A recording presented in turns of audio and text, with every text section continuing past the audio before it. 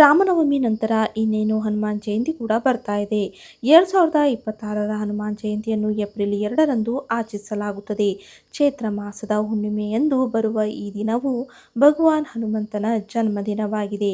Purnima ತಿಥಿಯು April 1ರಂದು ಬೆಳಗ್ಗೆ 7 ಗಂಟೆ 6 ನಿಮಿಷಕ್ಕೆ ಪ್ರಾರಂಭವಾಗಿ ಏಪ್ರಿಲ್ 2ರಂದು ಬೆಳಗ್ಗೆ 7 ಗಂಟೆ 41 ನಿಮಿಷಕ್ಕೆ ಮುಕ್ತಾಯಗೊಳ್ಳುತ್ತದೆ.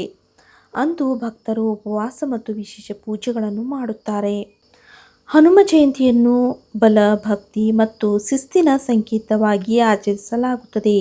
ಭಕ್ತರು ಈ ದಿನ ಹನುಮಾನ್ ಚಾಲಿಸಾ ಸುಂದರಕಾಂಡವನ್ನು ಪಠಿಸುತ್ತಾರೆ ಮತ್ತು ಬಜರಂಗ ಬಲಿಗೆ ಕೆಂಪು ಬಣ್ಣದ ಸಿಹಿ ತಿಂಡಿಗಳು, ಸಿಂಧೂರವನ್ನು ಅರ್ಪಿಸುತ್ತಾರೆ. ಅನೇಕರು ಶಕ್ತಿ ಮತ್ತು ರಕ್ಷಣೆಗಾಗಿ ದಿನವಿಡೀ ಉಪವಾಸವನ್ನು ಆಚರಿಸುತ್ತಾರೆ. ಇಸ್ಕಾನ್ ಸೇರಿದಂತೆ ಎಲ್ಲ ವೈಷ್ಣವ ದೇವಾಲಯಗಳಲ್ಲಿ ವಿಶೇಷ ಪೂಜೆಗಳನ್ನು ಏರ್ಪಡಿಸಲಾಗುತ್ತದೆ.